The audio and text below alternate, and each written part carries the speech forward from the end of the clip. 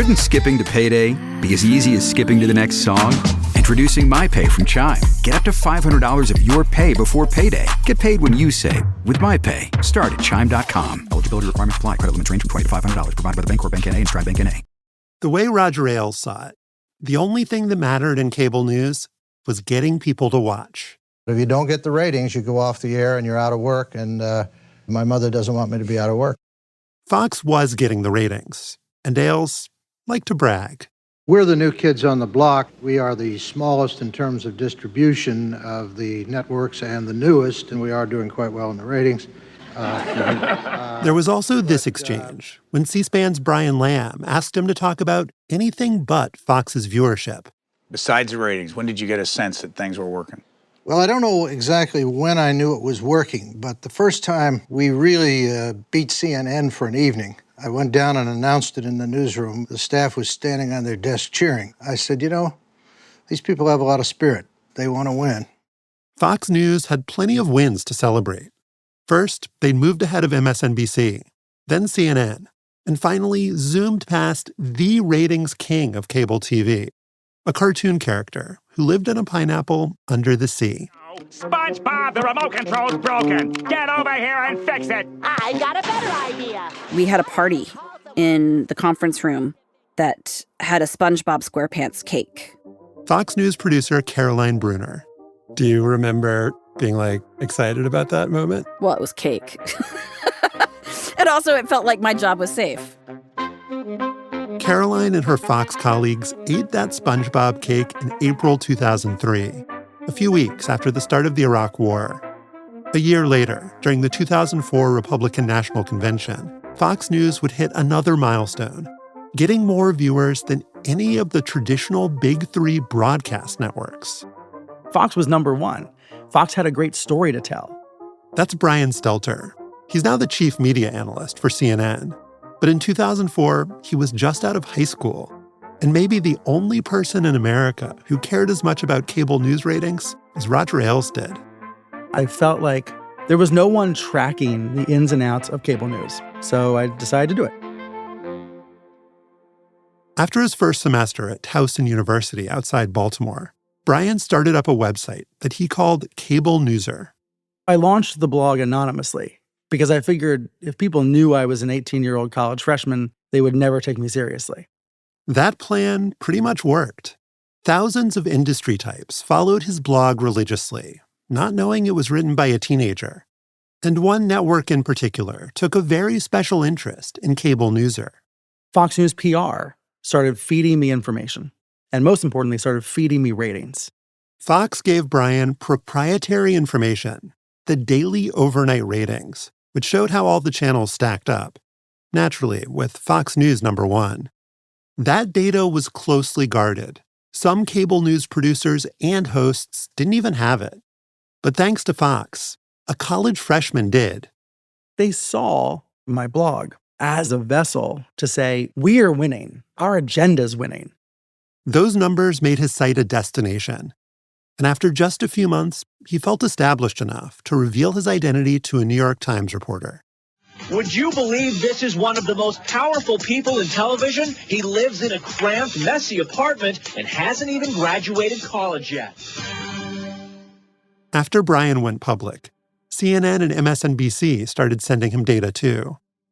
But the Fox PR department made sure that he didn't stray too far.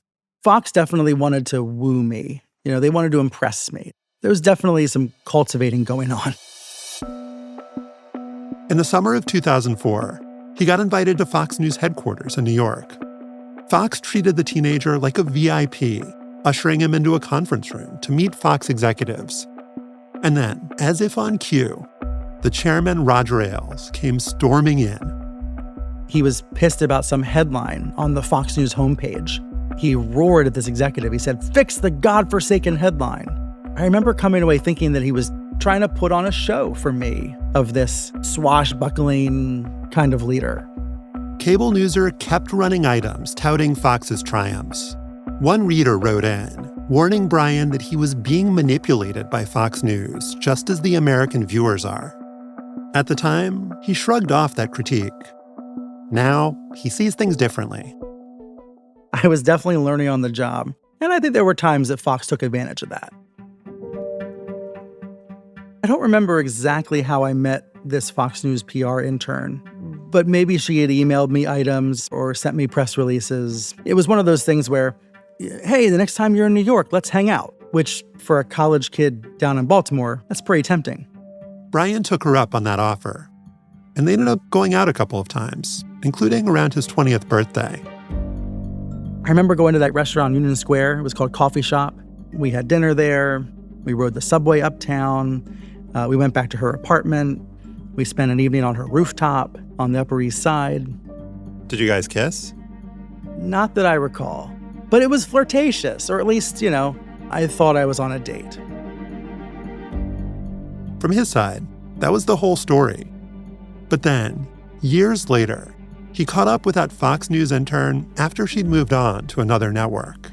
And I think we were talking about our old times in New York, and I might have admitted to having a crush on her at the time. And she spilled the beans. She told me what happened. It turned out those nights in Manhattan weren't dates at all. The intern was assigned to me to take me out, listen to everything I say, take notes, and feed information back to Ailes. And it was detailed. Like, at one point, we were at the restaurant in Union Square, and I had a phone call from a CNN PR person. And apparently this intern is going to the bathroom and scribbling down notes. She didn't want to do this. This was not her idea. This young woman who gets, roped into Roger Ailes' paranoia. And what I found out was that this intern was hauled into Ailes' office the next morning because he wanted a full debrief about the date, or the not a date.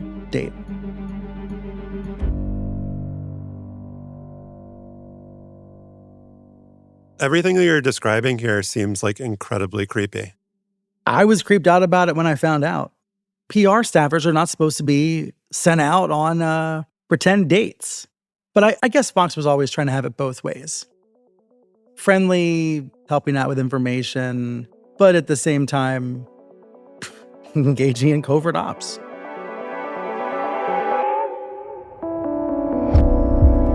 This is Slow Burn Season 10, The Rise of Fox News. I'm your host, Josh Levin. By 2004, Fox was the undisputed leader in cable news, and it wanted everyone to know it. It had come a very long way since its debut around the 1996 election, when it tried, and ultimately failed, to look even a little bit competent.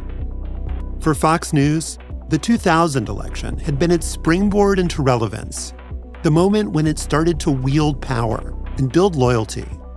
But the 2004 race would be the first fully Fox News election, a contest that was framed by Fox and fought on Fox's terms. As all of the Swiftboat Veterans for Truth allegations continue to fill the air and dominate the campaign trail, Senator Kerry again today said that he has been honest about his military service. In 2004, the country was primed for a massive confrontation about George W. Bush, the Iraq War, and a cable news channel. But the fight over Fox News was about more than just partisan politics, or at least it should have been. Fox didn't only break journalistic rules, it also spied on reporters and let loose a secret army of online trolls. And when a Fox producer made serious allegations against Bill O'Reilly, the network showed just how far it would go to defend its biggest star and to stay number one, no matter the cost. Now, 2 decades later, the people who fought against Fox News are reckoning with the choices they made. And some of the people who worked at Fox have started to wonder how much they're to blame for what it's become. I remember saying to people, this is the worst it could ever possibly be. It's never going to get worse than this. And man, how wrong I was. This is our season finale, Episode 6. What Hath We Wrought?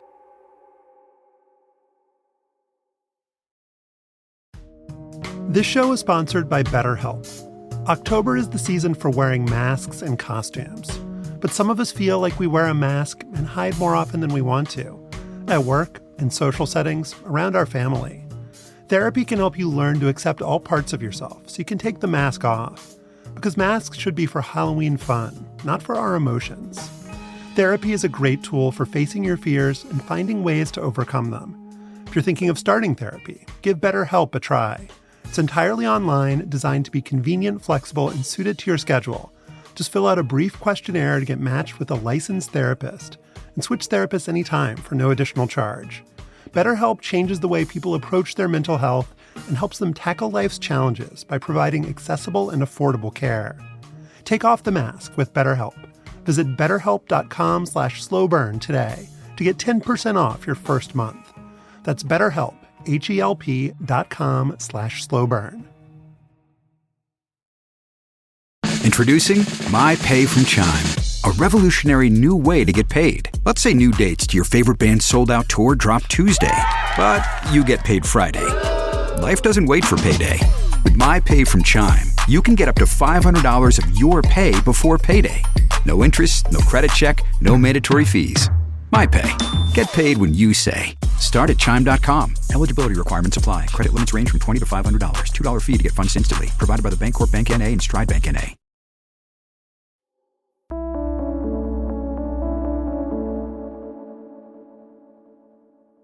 By 2004, Fox News was indispensable to millions of Americans. It was also despised by millions. And you could hear that fervor when C-SPAN opened up its phone lines. For people to say that Fox News is fair and balanced, I don't see it. I'm calling because Fox News has really irritated me to no end. I find myself just annoyed. I have to constantly turn away from it. They've been allowed to lie and lie and lie every day forever and ever. The documentary Outfoxed had harnessed a whole lot of pent-up anti-Fox energy. And when the movie wrapped up, that passion didn't go away. We were floundering because we felt like all of a sudden we had nothing to do. Chris Bradley was one of the news hounds, the 8 women who did the research for Outfoxed. Judy Daubenmire was another. And she says an Outfoxed producer recommended they keep the project going. Jim Gillian, he suggested to us, that you should start a blog. And our response was, well, what's a blog? And he trained us in that. Newshounds.us launched in the spring of 2004 with the motto, "We watch Fox, so you don't have to." They were a devoted squad of volunteers, transcribing segments and chiming in with their own analysis under headlines like "Absolutely an Idiot" and "News You Can't Use." It took an enormous amount of time to do this. I got between 2 to 4 hours of sleep a night, but I had an obligation. The Newshounds built a small but loyal audience. Ellen Brodsky, who became the leader of the site, noticed that they had one particularly avid reader. Johnny Dollar. I mean, the minute the post went up, there he was calling us liars. Oh, yes. We obsessed over Johnny Dollar for many a moon. In the comments of their site and on his own blog, the pseudonymous Johnny Dollar mocked the Newshounds relentlessly and accused them of bias, dishonesty, and outright lying. I always thought he was a paid operative. I was never able to get the full story there. Ellen may have been right to be suspicious. Solon later reported that Fox News had at some point begun subsidizing the man behind Johnny Dollar, a lawyer named Mark Koldis. Fox News told us they have no knowledge of that, and Koldis also denied that Fox subsidized his work. But the allegations about Fox's online behavior go way beyond what Johnny Dollar was doing. I was told by a bunch of people who had worked at Fox that they were directed to essentially argue with the internet. That's NPR's David Folkenflik. He reported on Fox's in-house trolling operation for a book he wrote about Rupert Murdoch's media empire. Any posting online, any comment needed to be addressed. David says that Fox News staffers would use as many as 100 aliases to post pro-Fox rants. And if they fell behind, they'd hear about it from the heads of Fox PR. Saying, why the hell haven't you gone after this thing yet? And it would be a comment, 10, 20, 40 comments deep. It was meaningless. But the idea was nobody anywhere could take on Fox unchallenged. It was just basic vindictiveness. I'm going to squash you. We're 8 ladies from around the United States. What are they going to do? Is it going to be Bambi meets Godzilla? But it didn't stop us. we just kept going. In 2004, the newshounds were staying vigilant, scrutinizing how Fox News was covering the presidential race and what Republicans' favorite TV channel was saying about the Democratic nominee. We knew they were going to come after Kerry. Anybody with half a brain knew that. At the start of the primaries, John Kerry hadn't looked like a real contender.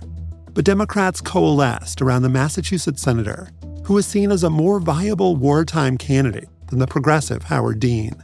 We deserve a president of the United States who understands how to make America stronger and safer in this world. Fox News united around him too, in the opposite way. In my opinion, John Kerry's losing because his campaign is living in the past. All they want to talk about is Vietnam. Did John Kerry on the slopes curse out a Secret Service agent? Is that true? They're saying John Kerry looks French. That French thing got repeated a lot, and it was considered a major insult, given that France had opposed the U.S. invasion of Iraq. Now being served in congressional cafeterias, freedom fries, and instead of French toast, you can get freedom toast. Calling Kerry French was the same as calling him a coward. But his campaign had what it believed was the perfect counterattack, touting John Kerry's military service in Vietnam. While George W. Bush had avoided combat during the war, Kerry had volunteered to go overseas. As a lieutenant, he'd commanded a 50-foot aluminum vessel called a Swift boat and been awarded the Silver Star, Bronze Star, and 3 Purple Hearts. In a campaign ad that ran on May 3, 2004, 2 of Kerry's crewmates said he was a hero. The decisions that he made saved our lives. When he pulled me out of the river, he risked his life to save mine. Those 2 weren't outliers. The enlisted man who'd served alongside John Kerry vouched for his bravery and campaigned for him. But they weren't the only Vietnam veterans who had strong opinions about the Democratic nominee. We believe, based on our experience with him, that he is totally unfit to be the commander-in-chief. The day after that Kerry ad debuted, another group of men held a press conference in Washington, D.C. They called themselves the Swift Boat Veterans for Truth. And they said that it was their mission to correct the record about John Kerry. His lies and political cynicism, while they may be customary somewhere else, are simply things that we don't understand, and they abuse. These veterans said that Kerry's anti-war activism when he'd come home from Vietnam was a betrayal. They also said they were skeptical that he really deserved his medals. But that accusation was based on pretty much nothing. Only one person who'd actually served next to Kerry joined up with the Swift Boat Veterans for Truth, and he was refuted by every other eyewitness. There was very quick real-time pushback, which either resulted in the mainstream media not covering the story or in fact checks that were positive from the campaign's perspective. David Wade was John Kerry's national press secretary. He believed that the Swift Boat Veterans for Truth's big press event was a total dud. And the buzz that we had heard was that they weren't happy, that they felt that they had not broken through in the way that they had planned to.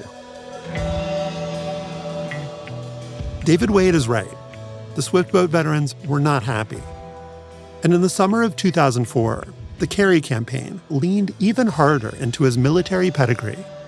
He very much wants the American public to see him as the Vietnam War hero.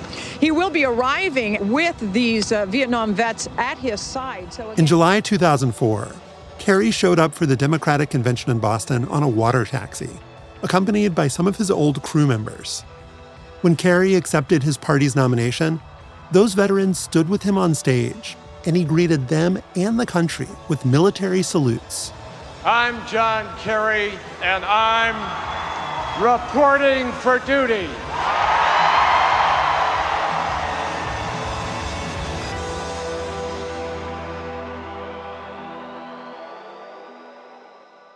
Fox and Friends called Kerry's Vietnam reunion boat ride weird and staged, which in their defense, it kind of was. But non-Fox outlets praised his performance at the convention, calling his speech strong and tough. By this point, the months-old claims from the Swift Boat Veterans for Truth had mostly been forgotten. But those allegations that Kerry had lied about his war record were still circulating in an emerging right-wing ecosystem online. Websites like the Drudge Report and Newsmax, the message board Free Republic, and blogs like Kerry Haters. And on cable, Fox News seemed like it might be up to something too. By July of 2004, we knew it was coming. They're going to come after his war record. And we didn't see any response from the Democrats at all. Chris Bradley and the other newshounds saw Fox continue to keep the story alive. As of the beginning of August, Hannity and Colmes had done at least 15 segments on Kerry's time in Vietnam, with the conservative host, Sean Hannity, continually raising doubts about his service. The newshounds felt compelled to warn someone. They worked feverishly, trying every possible connection. They wrote to Air America's Rachel Maddow, but got no response. And when Chris reached out to the Democratic National Committee, she could only get an answering machine. At that point, I gave up, and I realized the Democrats didn't care what the base had to say. The Republicans always listen to their base, right? The Democrats, it's like we know better, and we're going to tell you what to do.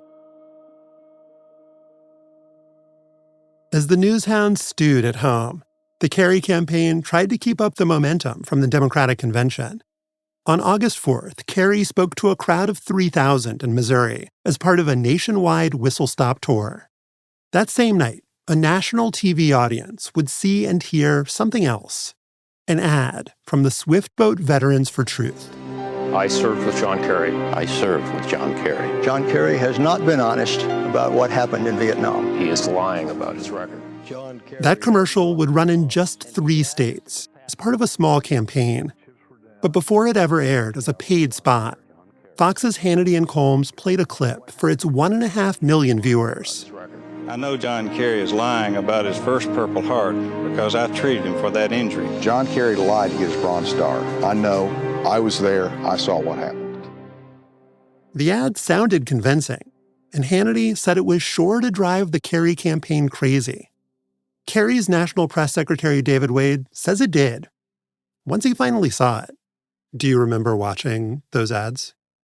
No, in part because we were on the road. I believe I didn't see them until much, much later. John Kerry did not repudiate the ad right away because the campaign didn't want to give the Swiftboat Veterans for Truth any more oxygen. But just as they had months earlier, Kerry staffers pushed back behind the scenes, offering up information to newspaper and broadcast journalists.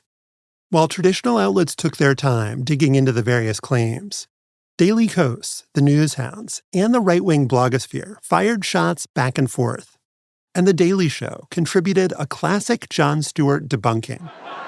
See, by served with him, they mean they were in Vietnam at the time. It's kind of the same way that Snoopy served with the Red Baron.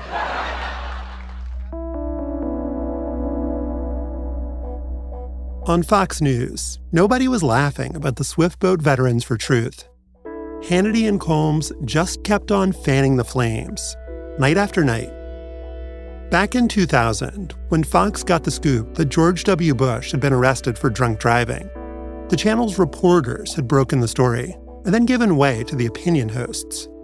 With Swiftboat, the tail was wagging the dog. The opinion side had instigated everything, and now the news crew was following behind. One veterans group saying Kerry's claims about his service are not quite accurate. John Kerry hoped the Democratic National Convention would be the last best word on his Vietnam record, but it hasn't been, far from it. Voters who've seen the ads have growing doubts about him. So even though Kerry... That last voice was Carl Cameron, the reporter who broke the Bush DUI story. In 2004, Cameron was Fox's chief political correspondent, and he and his producer Ann McGinn were on Swiftboat duty. Fox loved that story, loved it. The entire network was just obsessed with it for too long. There was no there anymore. Ann says that she and Carl Cameron rebelled by writing a script on a different topic, something critical of George W. Bush. And she says that one of Fox's leading editorial voices, Brit Hume, challenged that approach. Ann, who was usually soft-spoken, decided this was the moment to stand her ground.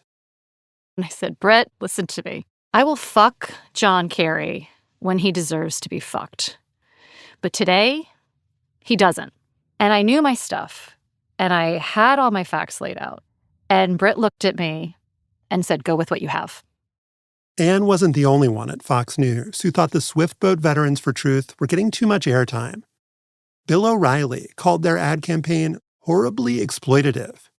And Sean Hannity's liberal co-host, Alan Colmes, did his best to butt in and defend John Kerry. But Hannity and Colmes' Swiftboat coverage was really the Fox ideal. Balanced, but not fair. On a show in early August, they did 2 interviews with Vietnam veterans. One was with a man Kerry had rescued. The other was with a Swiftboat veteran for Truth who was not Kerry's crewmate and who nevertheless called Kerry a liar. Hannity said that his goal was to let all sides be heard and let the American people decide. Or, to put it another way, he made no effort to figure out the truth.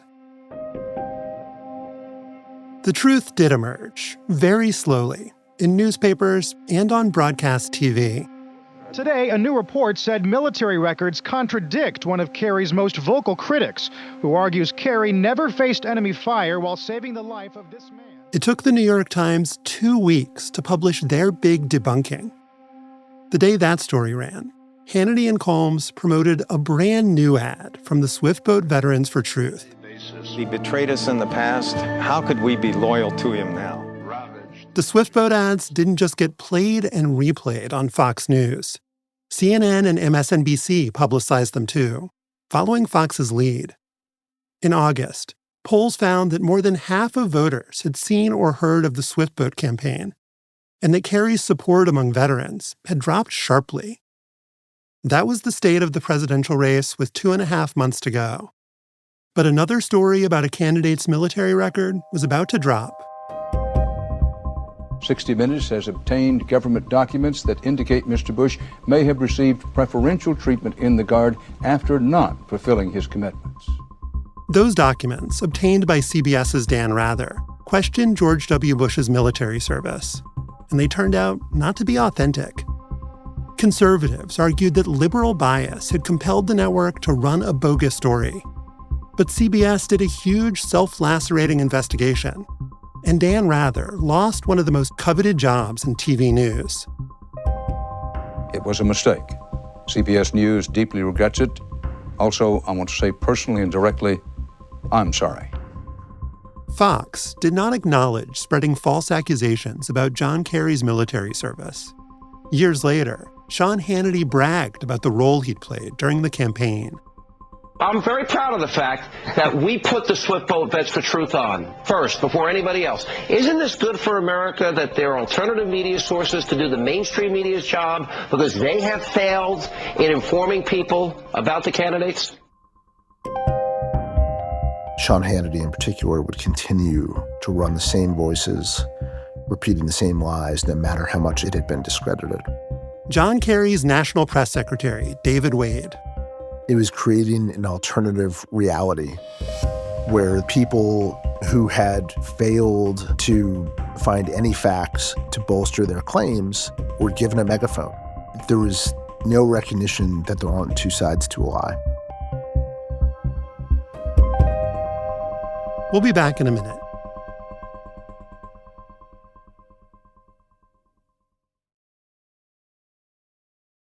This episode is brought to you by Financial Times. When it comes to voicing or acting on our opinions, why are some people more confident than others? With the Financial Times, you form your own opinions with conviction based on unbiased and trusted reporting. FT journalists tackle global issues with an impartial and rigorous mindset, providing the facts and analysis that you need to make up your own mind. Make up your own mind with Financial Times. Visit ft.com/thejournal to read free articles and subscribe. It's Croctober, the official celebration of Crocs fans like you. So whether you like to rock your classic clogs, get cozy and fuss-lined, personalize with your favorite Jibbitz charms, or even, dress up like a clog for Halloween, it's time to tell your story and share your style. Join the Croctober celebration with Crocs fans around the world. Go to crocs.com to discover the range of shoes and find a pair that's iconic like you. Crocs, celebrating you all month long. In the summer and fall of 2004, Bill O'Reilly was the king of cable news, the host of its highest-rated show and a subject of media fascination. Is he a patriot, a blowhard, a braggart, a bully? Well, it turns out there's a lot more to him than any of that.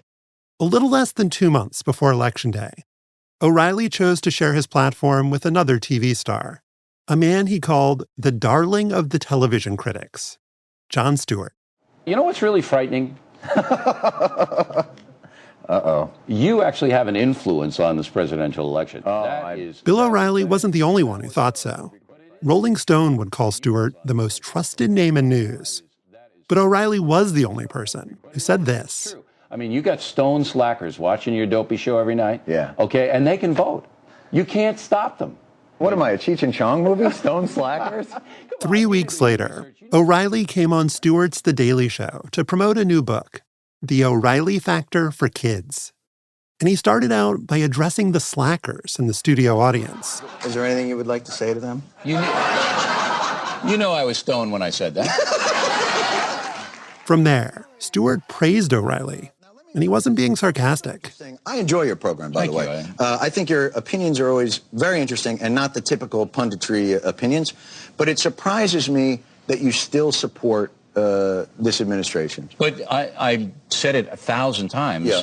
Why are you missing that I'm an independent and haven't made up my mind yet? O'Reilly's claim in 2001 that he was a registered independent when he was actually a registered Republican was one of the lies Al Franken had called out. But Jon Stewart gave O'Reilly the benefit of the doubt. As I talk to you, I can truly believe that you're undecided, and I would never have believed that before you walked in here. That's because you're a pinhead, all right? It's true. That's the O'Reilly I love. Right. I am going to shut my own mic off. Because... That was October 7th, 2004. 8 days later, Stewart would make his strongest statement yet about the destructive influence of cable news. His target was not Bill O'Reilly or anyone else from Fox News. He was setting his sights on CNN's long-running partisan debate show. Today on Crossfire. Jon had a real bee in his bonnet about the show. It really, really bothered him. Ben Carlin was The Daily Show's executive producer. It was more about yelling at each other than trying to come up with any kind of productive solutions. The question is not whether it's okay to burn the flag. It's not unconstitutional. But it is. Stewart was very open about his loathing of Crossfire, including in this interview on NPR's Fresh Air. For instance, on Crossfire, I'm not sure what those guys are doing there other than egging their own side on. Mm-hmm. And if anything, I think that puts out misinformation. In 2004, Crossfire had a rotating team of pundits, including Democratic consultant Paul Begala and right-wing commentator Tucker Carlson. And Stewart decided it was about time he paid them a visit. And he began to talk about, how he was going to confront these two guys. That's Chris Regan. He was a writer on The Daily Show. And as much as Jon ever took advice from me, which I can say is next to never, I was sort of saying, maybe we should be careful about becoming the story. Ben Carlin says he strategized with Stewart in the car on the way to the CNN taping, and he remembers the plan differently. At no point was there any discussion about going super hard after them. The kind of idea was let's engage them in the kind of conversation that they should be having on this show. Modeling good behavior. Exactly. Ladies and gentlemen, welcome to the Crossfire, Jon Stewart. Thank you. Thank you very much. It's very kind of you to say. And then something just kind of turned. I made a special effort to come on the show today because I have privately, amongst my friends, and also in occasional newspapers and television shows, mentioned this show as being bad. Mm-hmm.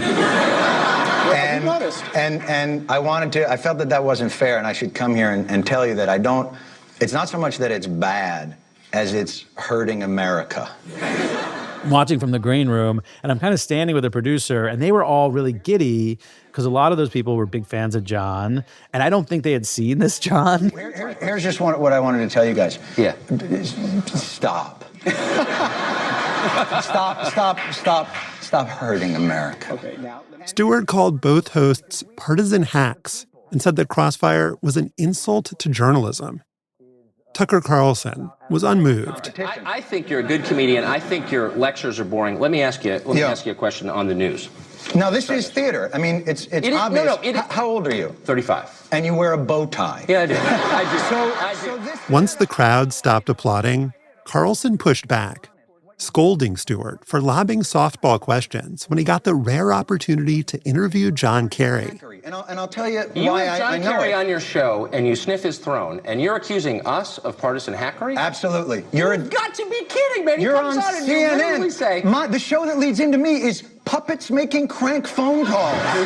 What is wrong with you? Well, I'm just saying, there's no reason... It was awkward. I mean, it's like watching like a wedding speech go bad. I would just kind of like exchange tight smiles with the woman in the headset next to me. I do think you're more fun on your show, just my opinion. But next, Jon Stewart goes one-on-one with his fans. You're as big a dick on your show as you are on any show. Now you're getting into it. I like that. Yeah. Okay, we'll be right back. Tucker Carlson is like literally the definition of a dick. That's a true statement. But as like a comedy person, you want to take someone down on the merits of their shittiness, not just by like an ad hominem attack. Guide to Democracy in Action. From the left, I am Paul Begala. That's it for Crossfire. And from the right, I'm Tucker Carlson. Have a great weekend. See you Monday. Oh, that went great. In case you didn't catch that, Stewart ends the segment by saying, "Oh, that went great." What was your conversation with John on the ride away from the studio? That went terribly. That's not how we wanted to present our argument against this. That's not how he wanted to present himself. He felt like it was like a missed opportunity. Daily Show writer Chris Regan remembers the staff getting together the next day to watch. I could see Angry John coming through there, and I'd seen Angry John in person. And, seeing Angry John was certainly enough to make me uncomfortable. So at least some people inside the Daily Show bubble saw Jon Stewart's Crossfire appearance as a big, angry failure. But the Daily Show's fans, they thought it was incredible. Oh, people were very excited by it. Someone had finally, talked back to these two boobs. That rapturous response didn't come from people actually tuning in to Crossfire. This TV episode went viral online before YouTube even existed.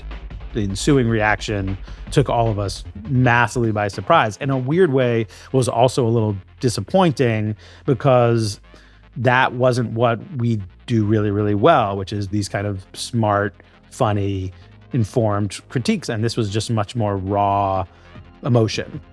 That raw emotion resonated everywhere, including inside CNN. Just a few months after Jon Stewart went on Crossfire, the network's president pulled the show off the air. I had no idea that if you wanted a show canceled, all you had to do was say it out loud.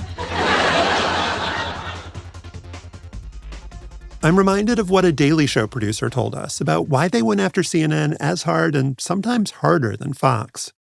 That CNN was supposed to be the gold standard, that it had a self-proclaimed mission to keep its viewers informed.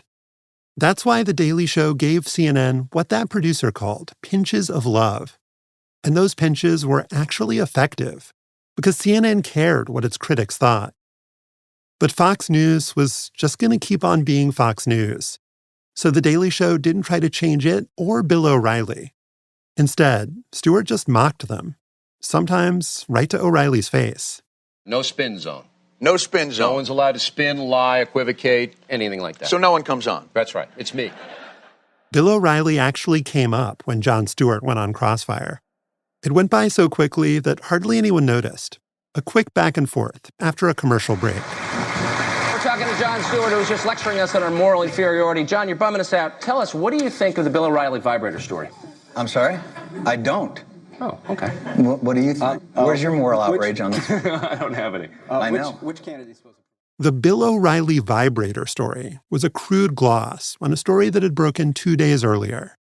Bill O'Reilly, the highly opinionated Fox News star commentator, is in the news himself tonight. He's in a very public lawsuit with a producer who has filed detailed allegations of sexual harassment, including language that even the... It was actually O'Reilly who'd gone public first, filing a lawsuit against that producer, Andrea Mackris, claiming she was trying to extort him.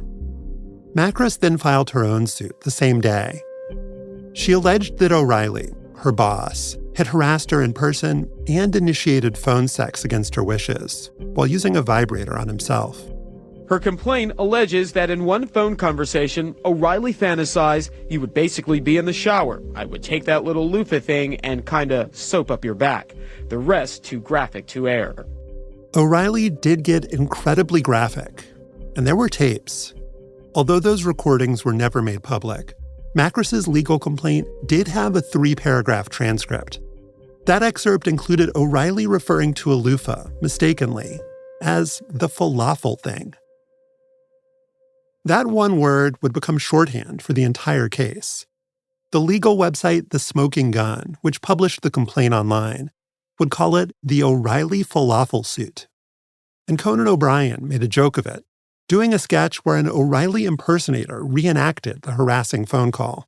You'd be sitting in front of me in the tub, and I put on one of those loofah mitts, Conan, massage your tummy with that falafel thing. Sure, I'm sorry, this isn't right. That was the tone of a lot of the coverage, making fun of Bill O'Reilly and giggling about falafel.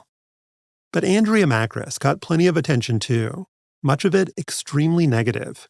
In the Washington Post, columnist Richard Cohen blamed Mackris for going out to dinner with O'Reilly and for not complaining about him to HR.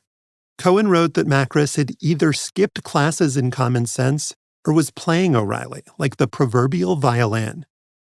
That idea, that maybe Mackris was the villain, lined up with the story Bill O'Reilly told his Fox News audience. This is the single most evil thing I have ever experienced, and I've seen a lot. The goal of all of this was to depict her as this promiscuous woman who was trying to shake O'Reilly down. Emily Steele is a journalist for the New York Times. She started reporting on O'Reilly, Fox News, and sexual harassment years later.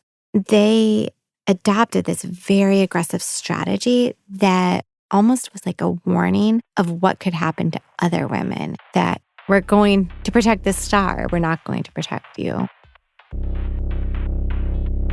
In her complaint, Mackris said that O'Reilly had already threatened her, saying, "If you cross Fox News Channel, it's not just me, it's Roger Ailes who will go after you." In fact, Fox's PR chief worked his contacts in the newsroom, trying to poke holes in Mackris' story. And O'Reilly hired a private investigator to dig up information about her. And soon after that, that's when all of these unflattering stories appeared in the tabloids. Fox's corporate sibling, the New York Post, ran pieces with the headlines, "Lunatic O'Reilly Gal Went Nuts in a Bar," and "Boozy Boast, Gal Said She'd Ruin O'Reilly." And what signal does it send to women who might be thinking about coming forward with allegations like this? Oh, it's terrifying. It makes people think, why would I say anything?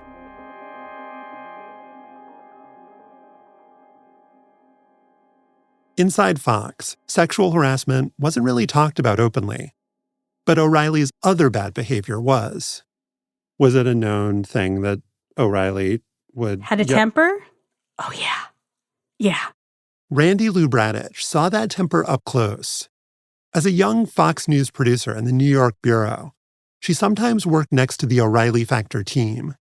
And Bill was on a usual tear, and he kicked a garbage can, which came across the aisle and flew like really close to my head. And at the top of my lungs with the entire newsroom to hear me, I said, "I don't give a good God fuck who you are. You are not going to kick a garbage can at my head." He looked at me and he just said, "Sit down," and went back to yelling at his staff. That's not the only story we heard about Bill O'Reilly's rage. Another woman who worked in the New York newsroom told us that O'Reilly yelled at her to shut up so intensely that her boss had to intervene. When Randy had her O'Reilly moment, she didn't go to human resources, but a third New York producer did make a complaint to HR and to Fox News executives about his behavior, which in her case did not include sexual harassment. She reached a settlement with Fox News and O'Reilly in July 2002. She also signed a non-disclosure agreement, which meant her allegations did not get aired publicly. So Andrea Mackris was O'Reilly's first known accuser. But while everyone chuckled about falafel, Emily Steele says there was another line in Mackris' complaint that everyone missed. Andrea Mackris alleged that she wasn't the only one that this had happened to. It's on the 7th page of the lawsuit. Continued sex discrimination and sexual harassment against plaintiff Andrea Mackris and other female employees. 4 words, and other female employees. Exactly. 13 years later, Emily Steele and her New York Times colleague Michael Schmidt would follow up on that claim that O'Reilly was harassing other female employees. But in 2004, no reporter picked up that breadcrumb. Andrea Mackris was sometimes mocked and often attacked. At best, she was seen as a one-off victim. And so she was on her own, trying to tell her side of the story, both in the pages of her complaint and in interviews. Here she is on CNN. How is it ever appropriate for an employee to ever speak, never think that they can speak to an employee the way he spoke to me, bottom line? She was talking to one of the few journalists who took her allegations seriously, Aaron Brown, the CNN anchor that Fox News had mocked by saying he looked like a dentist. You're taking on an extraordinarily powerful person, and I can tell you from firsthand experience, a company that plays hardball to the extreme. Are you scared? I'm aware of the threat. I'm not threatened. I know that I'm right. Despite the confidence she was projecting, Mackris acknowledged that going public with her allegations had blown up her life. My career is over. I've worked extremely hard since about 17 years old. I take my career very seriously. I absolutely loved what I was doing. Everybody who works with me knows that. I had no intention of this ever happening. The case played out in public for 2 weeks. And then, suddenly, on October 28th, 2004, it was over. Before we get to the talking points memo, I have something very important to tell you. All litigation has ceased. In that case, it has made me the object of media scorn from coast to coast. O'Reilly ultimately agreed to pay her about $9 million. And the shocking thing about that was that they both agreed to issue a public statement that no wrongdoing whatsoever had occurred. Today, lawyers issued a statement saying there was no wrongdoing in the case whatsoever by anyone. Obviously, the words no wrongdoing are the key. That 2004 sexual harassment settlement was not the last for Bill O'Reilly, or for the channel that defended him. It created a playbook for how O'Reilly and Fox News would respond when people came forward with these allegations against him. And after that, there were a number of settlements, but all of those were private, and so nobody knew. Emily Steele and Michael Schmidt shared the Pulitzer Prize for their stories uncovering those settlements. There were at least 6 payouts, totaling about $45 million. To put that amount into context, at his peak, O'Reilly earned $25 million per year. And during one 2-year stretch, the O'Reilly factor generated $450 million in advertising revenue. O'Reilly and Fox were both raking it in, so they stuck together. And from the mid-2000s to the mid-2010s, no one was pressuring them to do anything differently. You do wonder with this first lawsuit if the story had been framed differently or if Fox had reacted or responded differently. Would other women not have been victimized? All of the settlements that Emily reported on mandated that the women never speak out about what was done to them. O'Reilly was also required not to speak about his interactions with Andrea Mackris. But after that settlement, he continued to prosper, and she struggled. It's hard to understate how powerful and influential he was and how much his career just soared. And she just lived this life where she never worked in TV news again. She struggled from PTSD.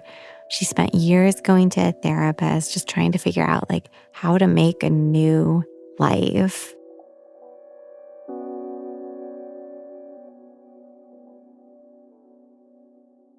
Because of her non-disclosure agreement, Mackris couldn't speak with Emily about Fox News or Bill O'Reilly.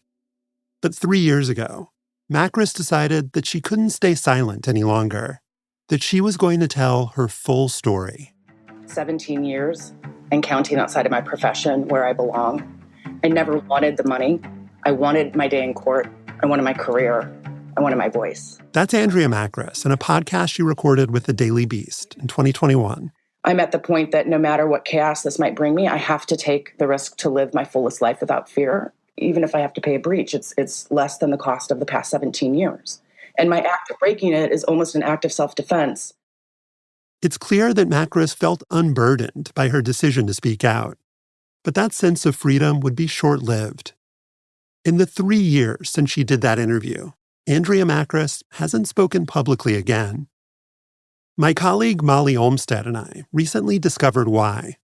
After Mackris spoke to the Daily Beast, an arbitration panel asserted she had broken her NDA and ordered her to pay $100,000 in legal fees for the breach. They also ruled that the NDA is still enforceable today, even though Mackris argued that she only agreed to it under duress. She says she signed the document in tears, feeling pressure from her lawyers. Amazingly, those same lawyers would go on to represent Bill O'Reilly. Additionally, the agreement required Mackris to turn over her recordings of O'Reilly's harassing phone calls and promised that if other copies ever surfaced, she would deny that they were real. In other words, the NDA legally obligates her to lie. O'Reilly got fired by Fox News in 2017 after Emily Steele and Michael Schmidt's reporting led advertisers to abandon his show. O'Reilly now writes books and hosts a web series called No Spin News. While he didn't respond to our interview request, he did make a recent guest appearance on The Daily Show. Please welcome back to the program, Bill O'Reilly, sir. When the former Fox News host visited Jon Stewart, who's back hosting The Daily Show in advance of the 2024 election, O'Reilly celebrated their shared history. But if you Google, all right, we are able to disagree without hating each other. Now, I truly hate him, but I don't show it. You hold it very well. Stewart asked O'Reilly if he believed that America was in a unique time of polarization. He did not ask about his history of paying settlements to women who've accused him of sexual harassment, or tell O'Reilly that he'd hurt America. For pre-order, Bill O'Reilly, we're going to take a quick break. We'll be right Stealing back. them up. We'll be back in a minute.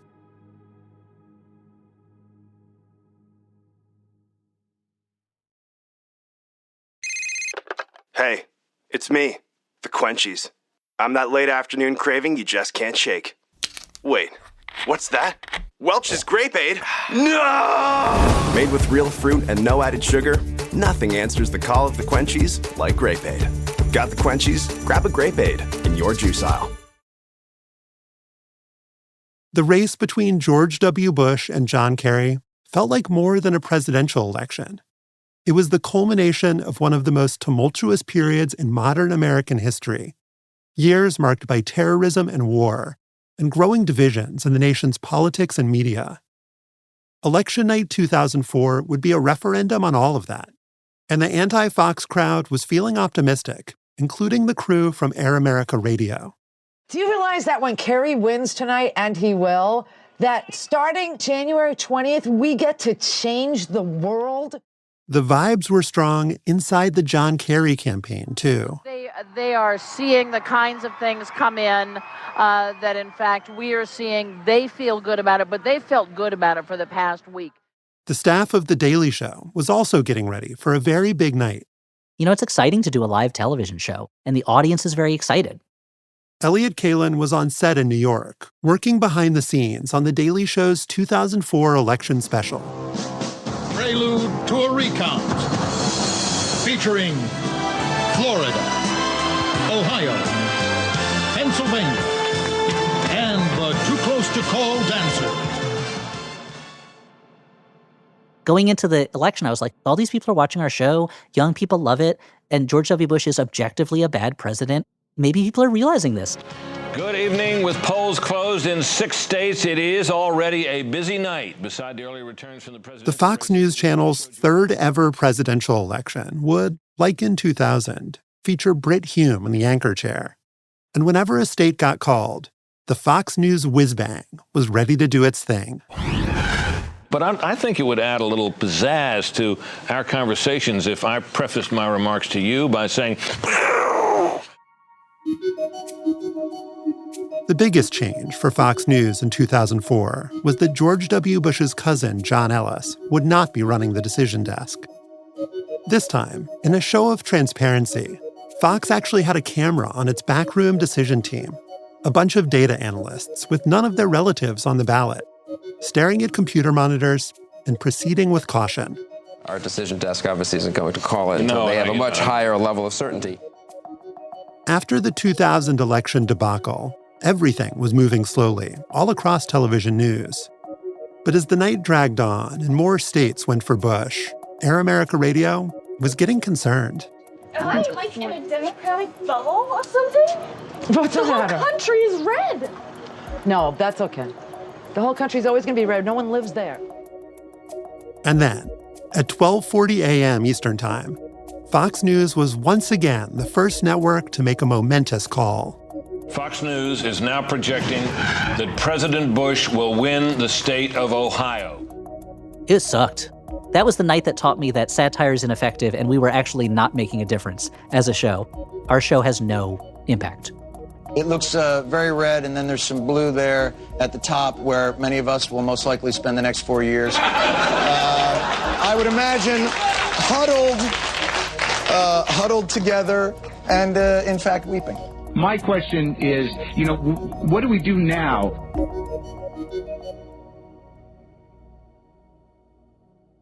Fox's critics and antagonists had tried all different strategies in the lead up to the election, calling out Fox News and emulating it, being explicitly partisan and striving to be apolitical. Nothing had worked. And now George W. Bush's Republican Party and Roger Ailes' Fox News were even more entrenched. The reason Fox News wins is very simple. We have some very fine journalists who've done an excellent job, and they come in every day and try to be fair. That's simple. Around 8 million viewers watched Fox News on November 2nd, 2004, its most ever in prime time, and an audience closer in size to the broadcast network CBS than Fox's cable rival CNN. There was no denying it. Fox News had won the election. But Roger Ailes said that Fox was still the underdog, fighting against the media establishment, that his team would always be the scrappy kids with their nose up against the glass. I do believe Fox News makes a tremendous contribution to journalism. We see it in how they try to copy it, how they try to attack. And, if we weren't making any impact, they'd ignore us. There are plenty of ways to assess the impact of Fox News. On partisanship in media, on the temperature of the country, on relationships within families. But in the months we've been working on this series, one small fact has stuck with me. From a journal article about media consumption and the Iraq War. That study found that Fox News viewers were the most likely to be misinformed about how the war was going, to believe there was a clear link between Iraq and al-Qaeda, and that the U.S. had found weapons of mass destruction. Fox viewers were also the only group that were less informed the more they watched. So that's one consequence of the rise of Fox News. And by 2004, Fox was fully risen, on top for 3 straight years, having crushed its challengers and bullied its critics. Chronologically, 2004 is where we're finishing our series. But for the people we've been following in these 6 episodes, that wasn't the end. And their final chapters say a lot about where Fox News was then and what it's become now. The ratings were so strong that no one in their right mind should have taken me off the show. It was just so dumb. E.D. Hill was the reason the morning show Fox and Friends was called Fox and Friends. She was the Fox, reading the news and chatting it up with Brian Kilmeade and Steve Doocy. The 3 of them helped establish what Fox News was: feisty, rule-breaking, and crowd-pleasing. But then, in 2006, with very little public explanation, Edie got replaced by Gretchen Carlson. After Fox and Friends, Edie ended up getting moved to an off-the-radar afternoon show called America's Pulse. Nothing she did there got any real attention, until one day in June 2008. We had a segment, and it was about how close a relationship the Obamas had because they were always making these little gestures towards each other. That segment started with a tease from the host. A fist bump, a pound, a terrorist fist jab. The gesture everyone seems to interpret differently. We'll show you some. ED interviewed a body language expert who said the Obamas' fist bump indicated that they were happily married. And it's a connection that they have together. It's something just personal between the two of them, like, I'm proud of you. We had this long discussion afterwards because it was such a fluff piece for the Obamas that we felt we had to come back the next week and balance it out. And so that was it. That was not it. Within a few hours, Media Matters had posted the video online. In an instant, that terrorist fist jab moment was everywhere, including MSNBC's Morning Joe. Could they even be jihadists, perhaps? That's what one person suggested on Fox News. Oh, God. That, got picked up and glommed onto and didn't reflect the segment that I did, but it did what they wanted it to do. Edie doesn't defend what she said on the air, but she does want to defend herself. Anyone who knows me knows I would never do something that cheap. Like, if I'm going to say something negative, I'll say something negative. And I'm mad at myself for not catching it, too. Edie did not invent the phrase terrorist fist jab. She was quoting a comment from a right-wing website, but that attribution had gotten trimmed out of her script. Her real mistake, basically, was not going with the old Fox News staple, the phrase, some people say. As in, some people say that John Kerry looks French. But this wasn't some people saying terrorist fist jab. It was E.D. Hill saying it, at a time when Fox was getting more attention for how it talked about race. We already know that Fox is not a news network. They are a propaganda machine. But their racist attacks have gone way too far. That's the rapper Nas outside Fox News headquarters at a rally led by the group Color of Change. The kind of racist attacks he was talking about included a Fox contributor joking about assassinating Barack Obama, an on-screen graphic referring to Michelle Obama as Barack's baby mama, and E.D. Hill saying terrorist fist jab.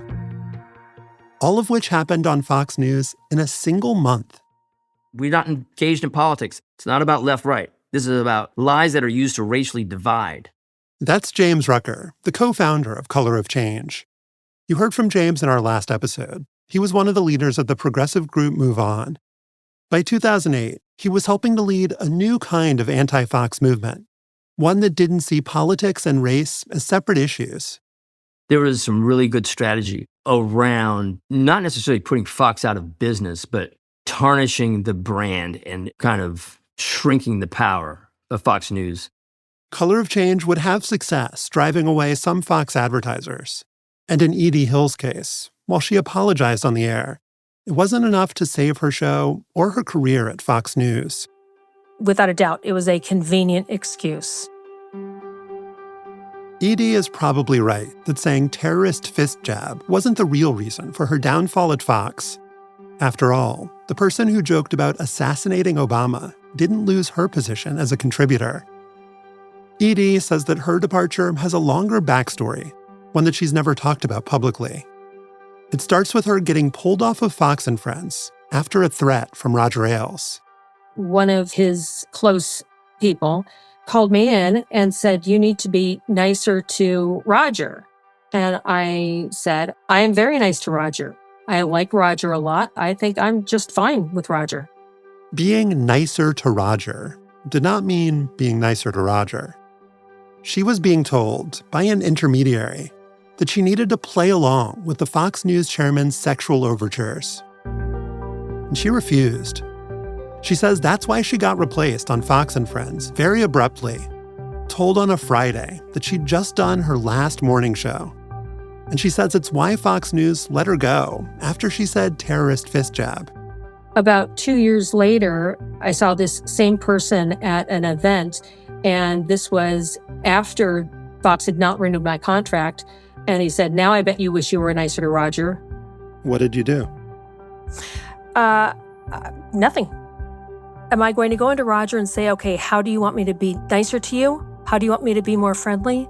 No, I'm not going to have that conversation. But it definitely hurt me being taken off like that, and it made me mad that they did it that way. It made me mad that Roger did it that way. Why do you feel comfortable saying this publicly now? Well, I don't think that people really asked, and Roger's passed away. E.D. Hill's replacement on Fox & Friends, Gretchen Carlson, filed a lawsuit against Roger Ailes in July 2016. Carlson said that Ailes sabotaged her career because she refused his sexual advances and complained about severe and pervasive sexual harassment. Carlson's complaint would ultimately unleash at least 20 more and force Ailes to resign. The chairman of Fox News died less than a year later, in May 2017.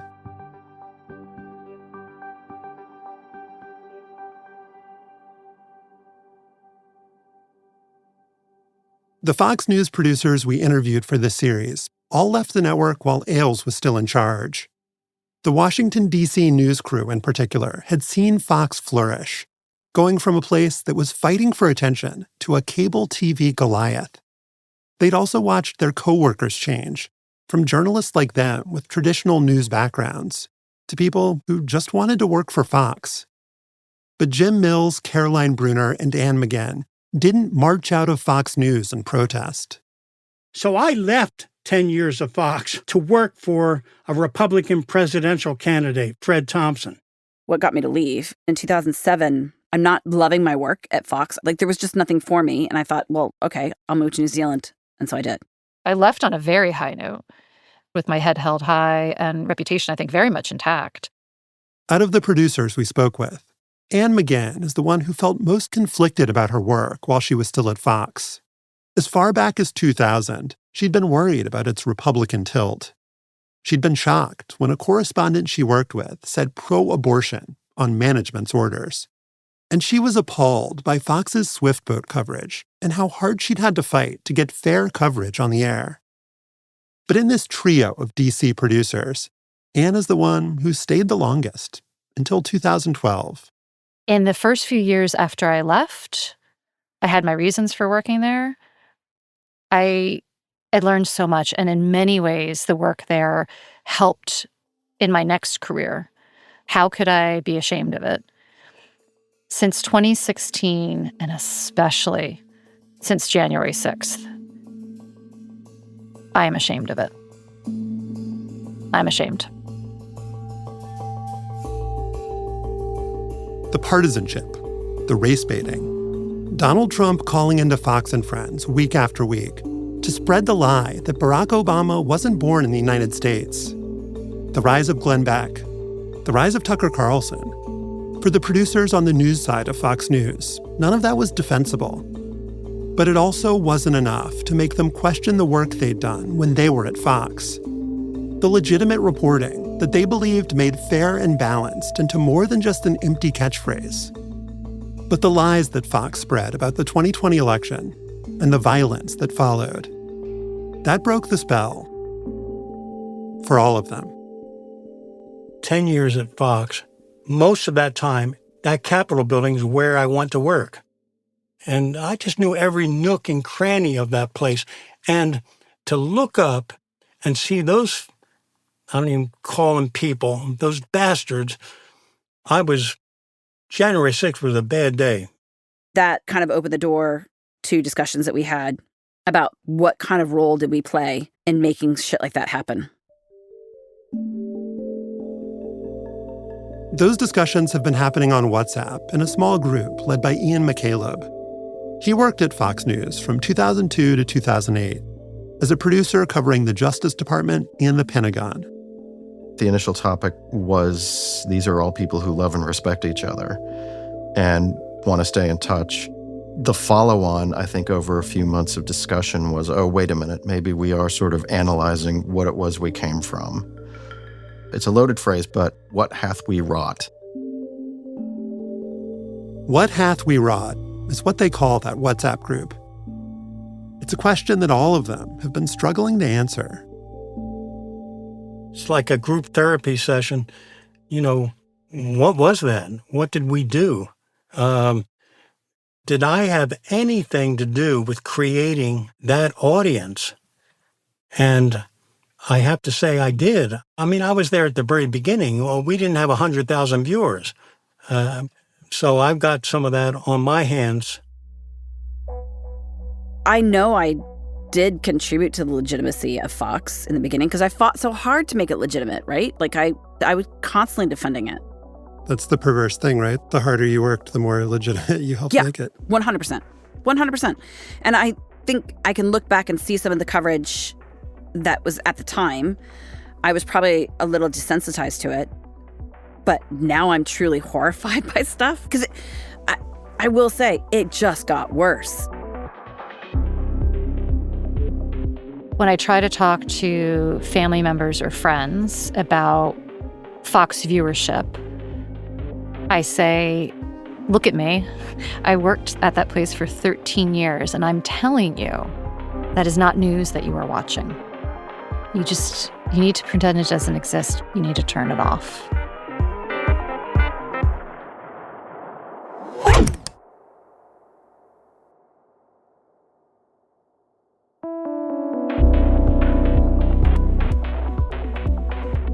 To read our full reporting on the most recent legal actions between Bill O'Reilly and Andrea Mackris, and learn more about how a non-disclosure agreement from 2 decades ago has kept Mackris silent, go to slate.com/FoxNDA. Also, former Fox News Executive Vice President John Moody sent us comment after the publication of our 4th episode, Beacon of Truth. Moody says that our description of his editorial notes sounds more or less accurate, and he says the allegation from ex-Fox producer Caroline Bruner that he attempted to give her his hotel room key is inaccurate. We couldn't make Slow Burn without support from our members, and I strongly urge you to sign up for Slate Plus today. You'll get all kinds of perks, including ad-free listening and member-exclusive episodes of Slow Burn. In this week's Plus episode, you'll hear more from Emily Steele on how she and her New York Times colleagues brought to light Fox News' culture of sexual harassment. Is it about sex? Is it about power? Is it about intimidation? Like, what is actually going on here? Join now by clicking Try Free at the top of the Slow Burn show page on Apple Podcasts, or visit slate.com/slowburnplus to get access wherever you listen.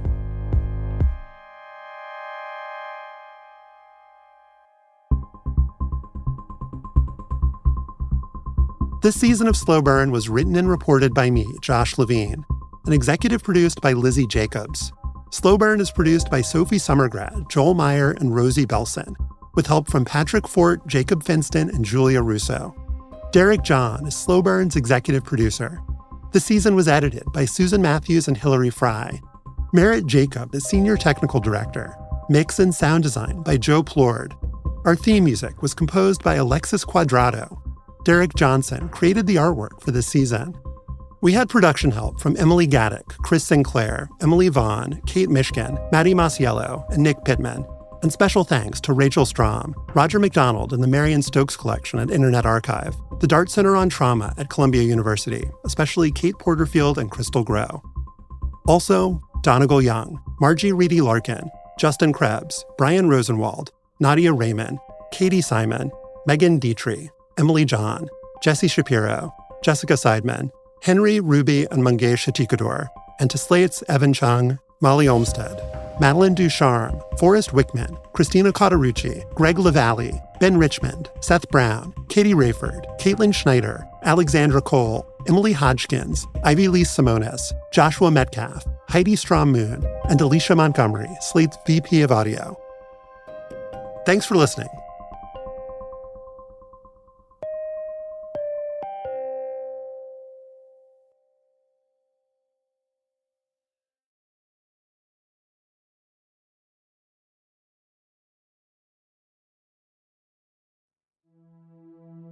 Hey everyone, this is Mary Harris, host of Slate's What Next podcast. 30 years back, Lyle and Eric Menendez were sentenced to life in prison for murdering their parents. But in the last few weeks, a miniseries, a documentary, and most importantly, a legal argument have brought their case back into the spotlight.